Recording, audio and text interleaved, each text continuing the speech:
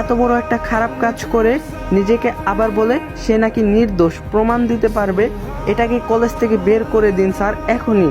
হাসিব বলল, আমাকে নিয়ে তোমাকে ভাবতে হবে না, তুমি কেমন সেটা কলেজের সবাই জানে।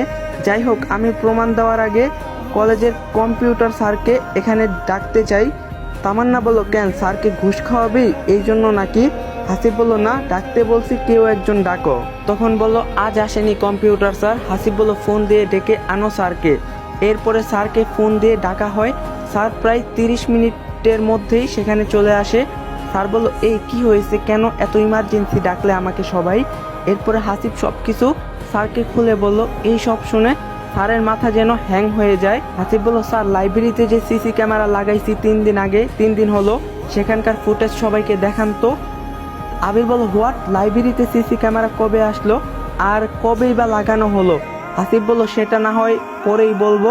হাসিবের কথা শুনে সবাই অবাক, কারণ এই ক্যাম্পাসের কোনো জায়গায় সিসি ক্যামেরা নাই, হঠাৎ লাইব্রেরিতে ক্যামেরা, সবার মাথা ঘুরপাক খাচ্ছে। তো বেশ কিছুক্ষণ পরে স্যার ও হাসিব মিলে প্রজেক্টরের মাধ্যমে রুমে সবকিছু দেখতে থাকে। দেখতে পায় যে হাসিব বসে বসে বই পড়তাছিল। ঠিক এমন সময় একটি মেয়ে চলে আসে আর এসে নিজের থেকে সবকিছু ছিঁড়তেছিল। এই সব দেখার পর পুরো কলেজের হইচই পড়ে যায়। তখন হাসিব বলল, কি এখন বিশ্বাস হলো সবার আমি নির্দোষ? তখন সবাই বলে উঠল, লাইব্রেরিতে কবে ক্যামেরা লাগানো হয়েছে আর সেটা লুকিয়ে কেন বা রেখেছে সবার চোখের আড়ালে?